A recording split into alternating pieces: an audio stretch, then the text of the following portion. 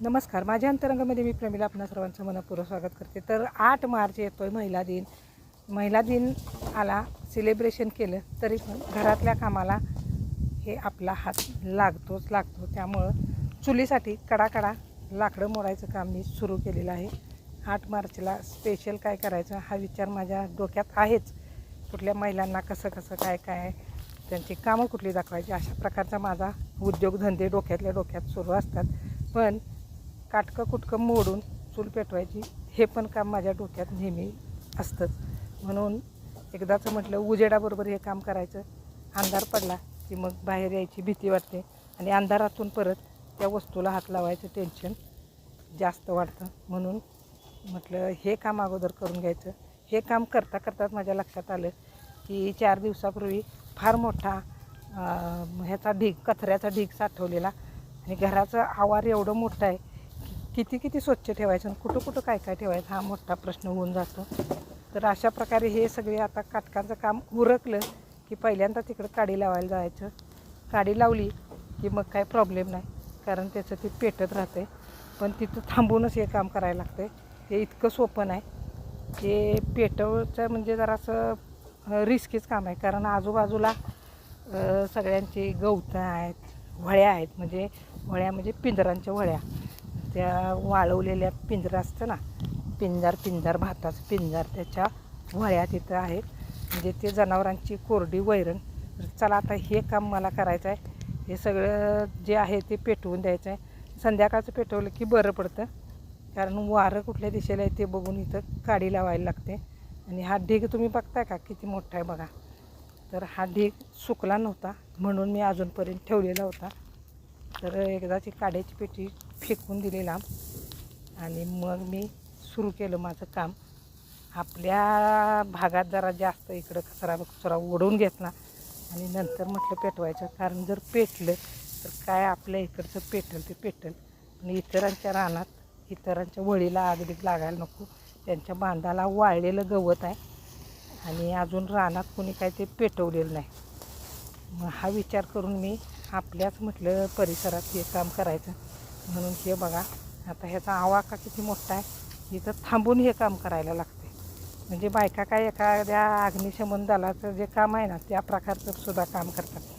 तसं आम्ही हुशारच आहे. पण काय होतं कधी विनोदाचा भाग असा होऊन जातो की बायकांमध्ये फार विनोद केले जातात. असो, हा मुद्दा महत्त्वाचा नाही. तर बघा किती दिवसाचा हा कचरा ढीग. आणि काय होतं कुत्री आणि कोंबड्या. आमच्याकडे 2च कोंबडे. तर त्या कोंबड्यांची हिस्ट्री फार जुने सबस्क्रायबर आहेत, त्यांना माहीत आहे आम्ही कोंबड्या का पाळल्यात त्याचं उत्तर. तर हे बघा हा. मग मी घरातनं येताना थोडंसं पाणी आणलेलं. इथं पण पाण्याची सोय आहे, पण इथं पाणी आता चालू नव्हतं. घरातनं 1-2 किटल्या भरून पाण्याच्या आणल्या आणि शेवटी लावून दिली एकदाची आग. पण अशी धग लागत होती ना, पहिला चष्मा काढून ठेवला.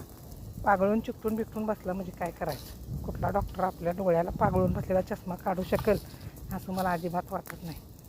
तर असो, आता हे पेटवलं पण इथं 1 तासभरच मला घालवला पाहिजे, पूर्ण 1 तास. कारण का हे पूर्ण विजेपर्यंत काटकं कुटकं पाक जळून जाईपर्यंत इथं थांबायला लागतं. आणि शेवटी नाहीच सगळं पाक जळले, काय याच्यात ओलप नाही हो. तर मग काय करायचं, काय नाही, त्यात पाणी ओतायचं आणि उद्याचा दिवस सुकवून घ्यायचं. परत संध्याकाळी जमलं तर पेटवून द्यायचं, सुकलं असलं तर. तर असं बघा डोकं चालवायला लागते आणि काम करायला लागते. तर इथं मला असं वाटतं की इथं डिग्र्या, शिक्षण, सगळीकडे शिक्षण काम करते. आता चुकून कुणाचं पेटलं तर माणसं म्हणणार मास्तरीन बाईनं हे काय काम केलं. मास्तरनीनं फक्त शाळेत शिकवायचं असे डायलॉग ऐकायला मिळतील त्या भीतीनं मी काय केलं, पाण्याची सोय जवळच करून ठेवली होती आणि मग ते व्यवस्थितपणे एकदाच पेटवून दिलं आणि आपली ड्युटी पूर्ण केली. तर हा असा आमचा साधा सिंपल ब्लॉग. ह्याच्यामध्ये काय जास्त व्हरायटी अमुक नव्हतं. रोजच्या कामाचं आपलं टाकायचं. सारखं लोटून झाडून काढताना व्हिडिओ म्हणलं कशाला टाकायचं.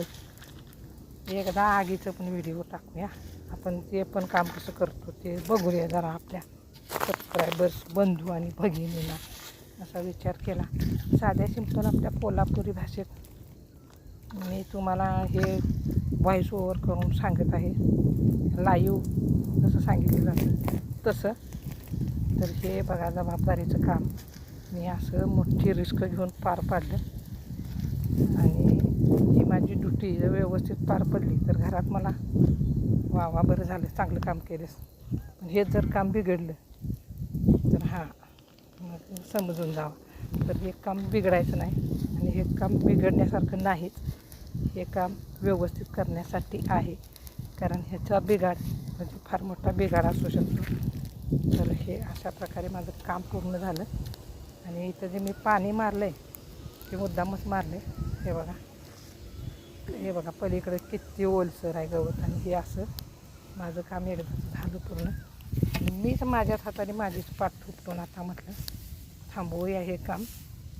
आणि जर राहिलंच तर बादलीभर पाणी घ्यायचं आणि ह्याच्यात ओतायचं, मारायचं आणि पुन्हा आपलं उद्या 2 दिवसांनी हे पेटवून द्यायचं. तर बघितलं का हे माझं स्किल आवडलं का सगळ्यांना? आवडलं असलं तर लाईक करा, शेअर करा, सबस्क्राईब करा. म्हटल्यावर सगळे करतीलच असं पण काय नाही, पण म्हणायला काय जातं आहे, सबस्क्राईब करा, हाईप करा. आमच्याकडे 3च हाईप असतात.